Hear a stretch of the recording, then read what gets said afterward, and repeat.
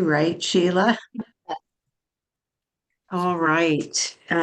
So a little bit about Sheila, and you can fill in the blanks, Sheila, where I don't get things quite right.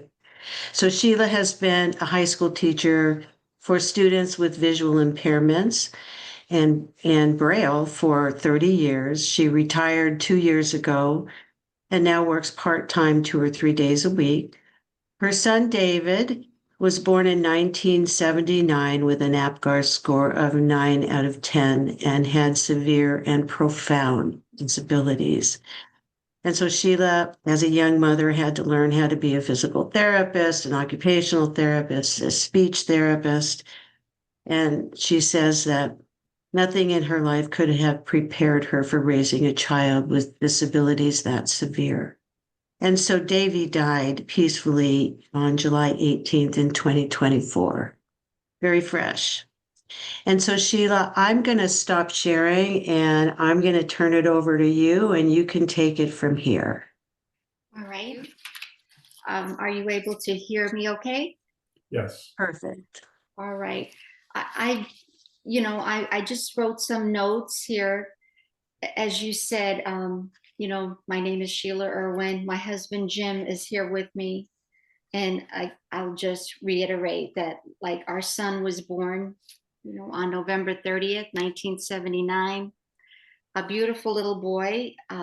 Again, APGAR of 910, which is excellent. It's just a snapshot of how the baby's not in distress.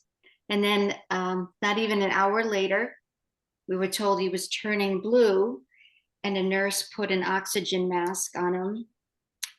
And from then on, nothing's ever been the same. So I like to think that at least for 1 hour of his life on this earth, he was okay, just at least for 1 hour. And somehow that gives me a little comfort. But apparently, what should have been like one of the happiest days of my life, for me, it turned out to be like a funeral. Anyway, because he had to be transferred to the ICU at St. Joseph's Hospital. And it was just the beginning of a new life for us. So then slowly, over the 2 years, the diagnosis, each one came, one more painful than the other. Cerebral palsy, mental retardation, visual impairment, seizures, autistic-like behaviors. It was like we were just hit with one painful diagnosis after the other. And so, I spent much of his early life learning to accept the child I had, not the child I wanted. I searched for answers because I needed information to try to understand what could have happened. Like, how could this have happened to him, to me? We did nothing wrong. And I'm one of those people, I tried everything. I went to doctors, therapists, different programs, anything that would offer me hope. I looked for cures. It was called the Option Institute in Massachusetts. It was a program that was very popular in the 80s and 90s. Anyway, Jim and I, we tried various therapies, all to no avail. Anyway, but at 18 months old, our little Davey sat up independently, which was a miracle. I was so proud, right, that he could sit up. That's the one thing he could do. Throughout the early years, I took him to weekly physical therapy, occupational therapy, speech therapy. We did all the exercises at home. We tried different diets, massages, chiropractor. We installed a big swing in our living room. We had a motion table to help Davey. When he was 9 years old, he finally began to crawl, and he was pretty fast, right? Yep. And eventually he could stand for a few seconds, holding on to things. We would practice walking with him in our driveway. You had to be right behind him because he would let go at any moment. But I have to say, throughout the years, we were very fortunate with wonderful therapists, teachers, programs, case managers. We were very blessed with that. And because I'm a teacher, I knew the importance. It was very important to me that every day, and it was a lot of work because Davey was, total care. We made sure he was spotless in the morning. He had a bath, he was groomed, powdered, everything, because I knew, how hard it is for the staff. They're changing diapers all day, and I so wanted him. I didn't want him to be ignored or not cared for, so I made sure he was extremely clean every morning. And we had, he drooled excessively, so we had to have special bibs made for him.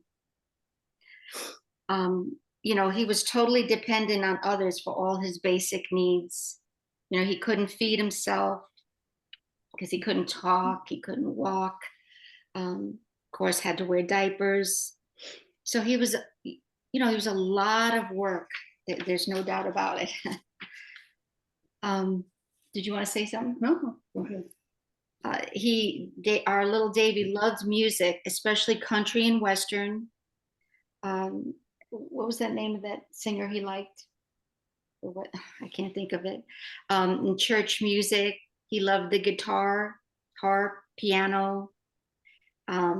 He would laugh at different sounds. I think that was like a lot of autistic behaviors. He would laugh if he heard a baby crying, somebody was coughing, somebody with a deep voice. We never knew what would set him off, but he hated sirens. If he heard a siren, he would scream until he couldn't hear it anymore. We would take him for walks in his wheelchair around the neighborhood. He was like a little Buddha, though, when he was at home. Everything had to be calm, quiet. He had to have routines. He always felt safe and secure. We rarely could, change a routine for him, or that would set him off. When he was 9 years old, I had the opportunity to bring him to Lourdes on a pilgrimage. And at that time, we were going to a church in Phoenix. And so they were very excited. I really thought, this is it. This is what I've been hoping for. I'm going to come back with a normal child, a healthy. And then to come back with the exact same child was very, very hard on me. I was very down, depressed, because no cure. There was no cure. But I felt sorry for Davey and myself. But over the years, Davey's spirits improved. The balance of pain and pleasure gradually shifted. And I, could finally see Davey's life as happy regardless of his many disabilities. He suffered a lot in this life. And of course, we as the parents suffered with him. About 12 years ago, at the day program he was at, one of the aides lost her balance and dropped him face forward onto the concrete. She shattered his right thigh, and he had to have surgery. A pin, rod. And a rod installed in his leg. You can imagine how that affected him. He was never the same. Could never sit upright after that. And again, I felt so much anger and sadness. It was just overwhelming. It was like the one little independent thing he could do, even that was stripped from him. But anyway, fast forward to COVID. When COVID started, Davey truly began to slowly shut down. He was slowly losing all his abilities. He could no longer hold on to his little rattles, which were so lightweight. He was sleeping more, didn't really want to eat or drink. So that was hard. Stuck at home with us. Yeah. Full time. Because of COVID, then he didn't have his program. And then, on July 18th, 2024, he died peacefully at home. He took his last breath. So that was hard. Anyway, so I was going over stuff and I thought, what are some of the lessons that I have learned through this very difficult journey? And I learned I had heard somebody say this and it really hit me, that to learn how to bear the inevitable sorrow, it's truly, truly not easily done. You know, you look back now, the lesson learned, and when we were taking all these steps, they were seeing like every step we took seemed insurmountable. But yet somehow we did it. And I've learned that there is a sorrow worse than one's own. And that is to see somebody you love suffer, because it's hard when you're not able to fix that. And I always remind my grandsons, I always say, boys, remember, people with disabilities, like your uncle, they're not less than, they're just different.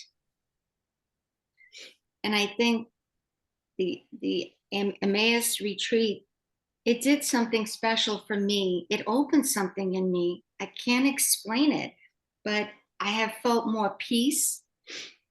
Like I feel like I can finally let go of the constant worrying, because our son was so attached to us and he would look for us. And I kept thinking, oh my gosh, is he looking for us now? You know, and I find peace now that I'm like, no, he's okay. The retreat helped me to see he's safe. He's in heaven. He's at peace. And I can really let go, you know, at least for me. How do you feel?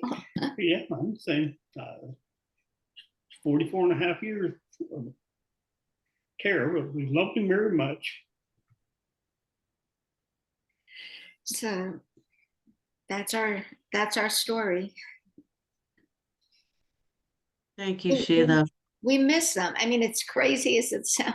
I mean, of course it's a release. We know that. I mean, his suffering is over, and our suffering is over as well. I mean, we're all suffered, but there's still the pain, the loss, because you know, he was such a big part of our lives.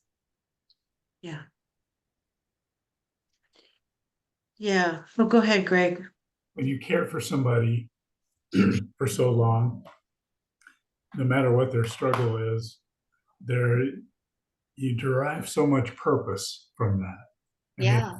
you don't have to search for meaning in your life. You know exactly what you're supposed to be doing, and you know they become your focus. And I think if for people that haven't experienced that, they can't really understand how big a loss that is. Just, I mean, it's not, I mean, obviously the core loss is Davey, your son, but you also lose that sense of knowing exactly what you're supposed to be doing, you know, knowing exactly why you're here.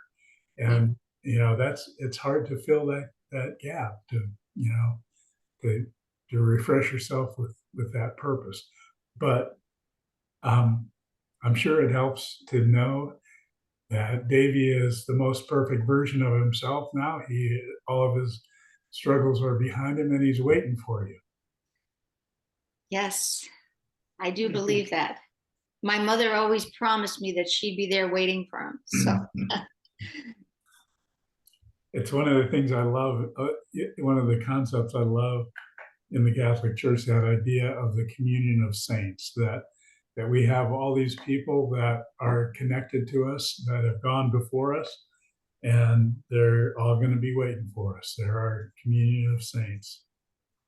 Yeah. right.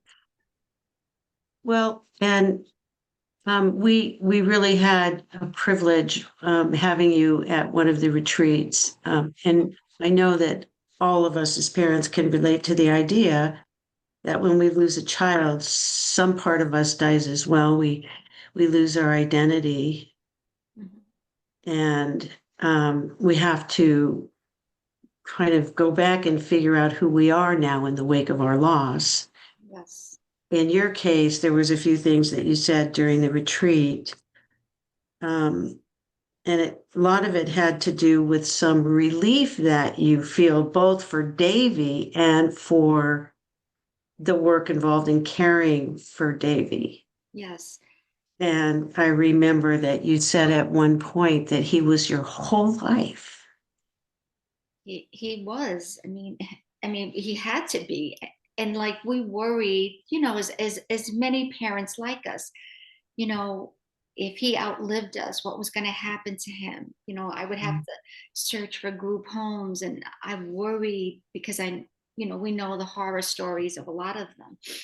So we don't have to worry about that now. You know, God was spared us that, you know, that he had to be Yeah. put in a group home. Yeah. Yeah. And so how is life for you now? Maybe that's a question for both of you.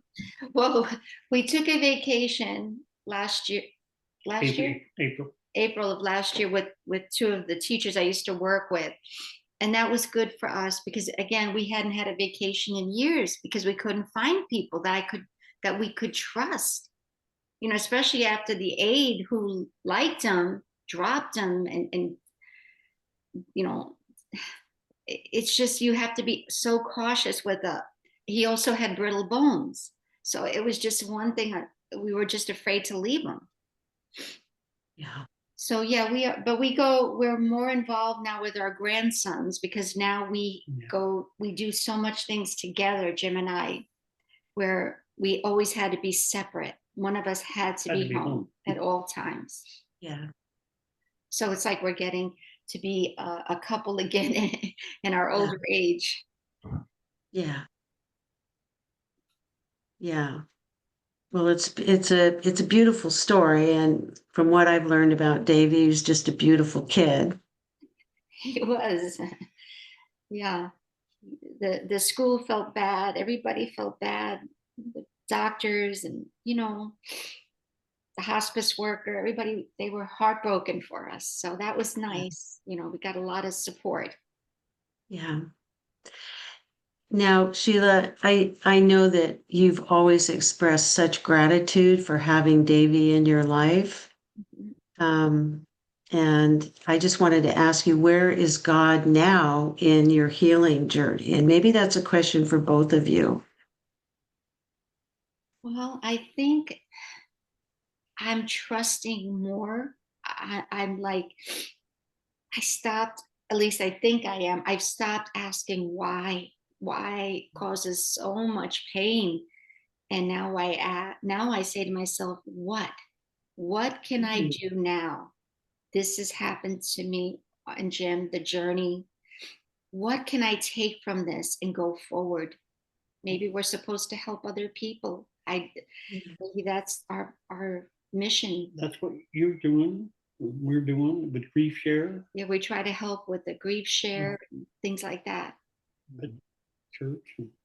And Jim is, I have, I'm part of the funeral reception at the church. yeah, Right. We have one coming up Friday morning. yeah.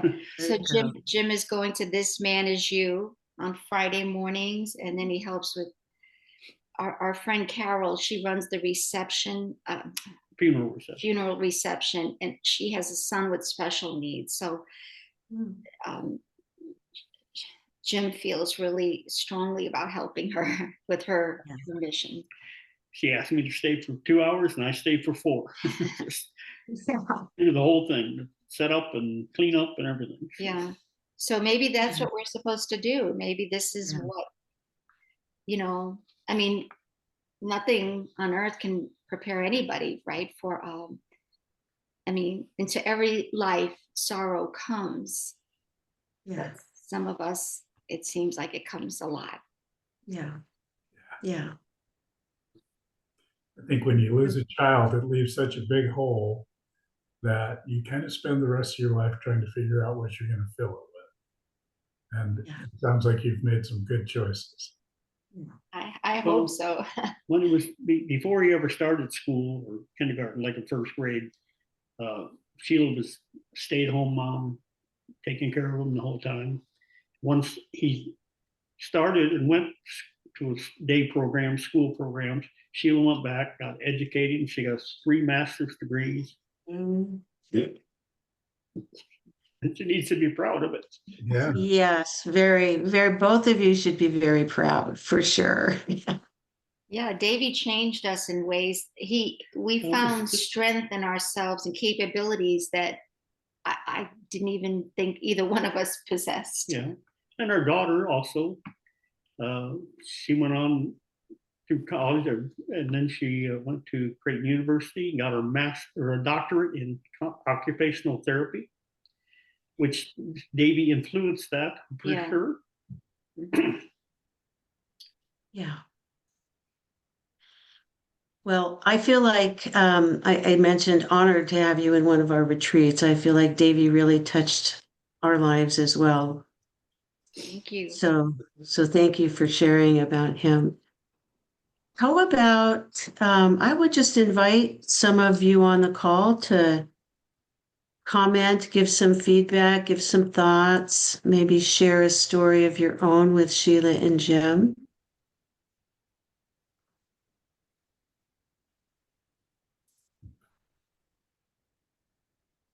I have a couple of things I'd like to say. I hesitated because I feel like I always, but I'm jumping out of my seat here with identifying. So thank you so much for sharing that. I have children with significant disabilities. One is in the profound range, and the other one more moderate range, but I've done the whole, they're adults now, and I've done all of that. It was my only healthy daughter that passed away after she chose to have gastric bypass surgery. But I could just identify with everything that you were talking about. But I think the most there's just so much in my head right now talking about the why did this happen? How did this happen? A lot of times I'll think that way too. Like, how did I get 2 kids with significant disability and one healthy one that died? Like, sometimes I get stuck in that. And but I could identify even with everything, the swing in the living room, everything, all of those things. And I also would like a miracle. I would like a miracle to happen, like when you talked about going to Lourdes and expecting really to come home with a healthy, typically developing somehow boy, and that it didn't happen. And I can appreciate that disappointment. My niece was inspired by, she'd be at my house when the OTs and PTs and